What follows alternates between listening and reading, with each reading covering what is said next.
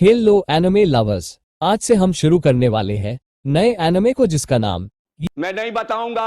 ये anime funny और unique है, लेकिन ये बच्चों के लिए नहीं है। तो शुरू करते हैं। कहानी की शुरुआत होती है मोमो अयासे नाम की लड़की से, जो अपने बॉयफ्रेंड से परेशान हो चुकी है क्योंकि वो एक नंबर का लुक्खा है जो मोमो से पैसे मांगता है। जब मोमो मना करती है तो वो लव होटल यानी जापान का ओयो ले जाने बोलता है, जिसके पैसे भी मोमो को ही भरने बोलता है। ये सुन के मोमो गुस्से से भर जाती है और उसे अपनी किक से मारती है, जिसे उसका बॉयफ्रेंड ब्लॉक करके उसे किक करके गिरा देता है और मोमो के साथ ब्रेकअप करके चला जाता है। मोमो ये बात अपनी फ्रेंड्स को बताती है। उसकी फ्रेंड बोली अच्छा हुआ वो लड़का बहुत खराब था, पता नहीं मोमो ने उसमें क्या देखा। मोमो बोली वो उसके फेवरेट एक्टर केन टकाकुरा जैसा दिखता है और उसे हटे कट्टे टाइप मर्द पसंद आते हैं। उसकी फ्रेंड बोली इस तरह के लड़के अब दिखना बंद हो गए हैं। मोमो उदास होकर क्लास से बाहर जाती है। तभी उसकी नजर एक क्लास में जाती है जहां के लड़के एक चश्मिश लड़के को परेशान कर रहे थे। मोमो उस लड़के की बेंच पर जाके बैठ जाती है और बाकी लड़कों को घूरने लगती है, जिससे वो कागज फेंकना बंद करते हैं। मोमो फिर क्लास से बाहर आती है और सोचती है वो अपना गुस्सा किस पर निकाले। तभी वो चश्मिश लड़का उसके पास आता है। उसे लगता है मोमो उसे पसंद करती है। मोमो बोली तुम्हें कोई गलतफहमी है, मुझे तुम में कोई इंटरेस्ट नहीं है। वो लड़का मोमो को उसकी मैगजीन के बारे में बताने लगता है, कैसे यूएफओ और एलियंस असली में होते हैं, पर सरकार इसे नकारती है। मोमो बोली मुझे नहीं लगता यूएफओ या एलियंस होते हैं और ना ही मुझे इसमें इंटरेस्ट है। इतना बोल के मोमो जाने लगती है। फिर भी वो लड़का मोमो के सामने एलियंस की बातें करने लगता है। इससे मोमो भड़क जाती है। मोमो बोली शायद इसीलिए तुम्हारा कोई दोस्त नहीं और ना कभी होगा। ये शब्द उस लड़के को हर्ट करते हैं। उसके हाथ से मैगजीन गिर जाती है। मोमो को उसके कई बातों का अफसोस होता है। मैगजीन उठा के उस लड़के को देते हुए मोमो उसे सॉरी बोलती है और बोली मुझे नहीं लगता कि एलियंस होते हैं, पर मेरा मानना है कि भूत सच में होते हैं। ये सुन के वो लड़का हंसने लगता है। भूत जैसी कोई चीज नहीं होती, पागल हो क्या। ये सुन के मोमो भड़क जाती है। दोनों लड़ने लगते हैं। मोमो बोलती है भूत होते हैं पर एलियंस नहीं। वही वो लड़का बोलता है सिर्फ एलियंस ही असली होते हैं। उन दोनों को लड़ते हुए मोमो की फ्रेंड्स देखती है। उन्हें लगता है मोमो को उसका नया बॉयफ्रेंड मिल गया। मोमो उस लड़के को चैलेंज करती है कि वो किसी भूतिया जगह पर जाके दिखाए। अगर उसे भूत दिखा तो वो मोमो का नौकर बनेगा। वो लड़का भी बोला तुम भी मेरे बताए जगह पर जाके दिखाए। अगर उसे एलियंस दिखे तो मोमो को उसका नौकर बनना पड़ेगा। दोनों शर्त मान जाते हैं। रात के समय मोमो नागी जनरल हॉस्पिटल पहुंच जाती है, जो काफी सालों से बंद पड़ा था। मोमो ने उस लड़के का निक नेम ओकारुन रखा था। ओकारुन बोला ये हॉस्पिटल एलियंस का अड्डा माना जाता है। अगर वो इसकी छत पर जाएगी तो एलियंस जरूर उसे किडनैप कर लेंगे और उसके बॉडी के साथ एक्सपेरिमेंट्स करेंगे। ओकारुन भी मोमो की बताई जगह पर पहुंच जाता है, जो एक पुरानी टनल है। मोमो बोली ये टनल भूतिया है, ऐसा उसने ऑनलाइन पढ़ा था। ओकारुन डरते हुए टनल में जाता है। वो टनल में गाना गाने लगता है। उसे पता चलता है कि मोमो ने खुद कभी भूत नहीं देखे। ओकारुन मोमो पर चिल्लाने लगता है उसने खुद कभी भूत नहीं देखा तो वो उन पे यकीन कैसे कर सकती है। तब मोमो बोली उसकी दादी एक स्पिरिट मीडियम है, वो स्पिरिट से बात कर सकती है।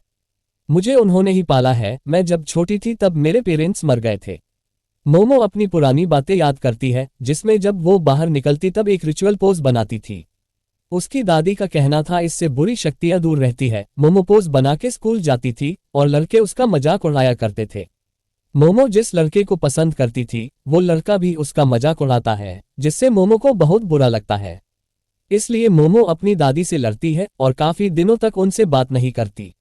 बाद में मोमो को रियलाइज होता है कि उस लड़के ने दादी को बुरा कहा, इसलिए उसे गुस्सा आया, न कि उसके किए पोज का मजाक उड़ाया। मोमो अपनी दादी से प्यार करती है, इसलिए उसे लगता है भूत होते हैं।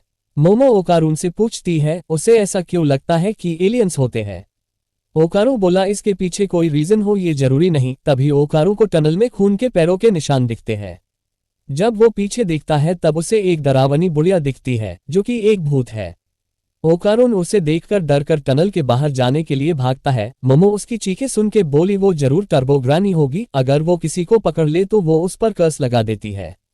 ओकारुन भागने की पूरी कोशिश करता है पर टर्बोग्रानी उसे पकड़ लेती है और ओकारुन का कॉल कट हो जाता है। मोमो ओकारुन के पास जाने के लिए निकलती है, तभी उसे 3 आदमी जैसे रोबोट खड़े मिलते हैं जो एलियंस थे। मोमो वहां से भागने की कोशिश करती है, लेकिन वो लोग तुरंत मोमो को पकड़ के उसके कपड़े फाड़ देते हैं। मोमो को जब होश आता है तब वो देखती है कि उसके हाथ पैर बंधे हुए हैं वो एलियंस बताते हैं वो सरपोइन है, वो सर्प प्लेनेट से आए हैं। हमारे यहाँ सिर्फ मेल्स ही है क्योंकि हमारे यहाँ क्लोनिंग से जनसंख्या बढ़ाई जाती है। हम भी इंसानों के जैसे रिप्रोड्यूस करना चाहते हैं, इसलिए हम यहाँ बनाना चुराने आए हैं।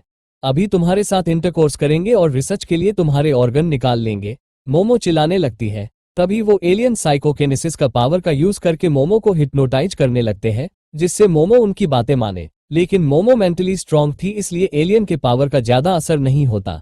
एलियंस एक्सपेरिमेंट शुरू करने वाले थे, तभी मोमो का फोन बजता है। जब एक एलियन उस मोबाइल को उठाता है तो उसे एक जोर की लात पड़ती है।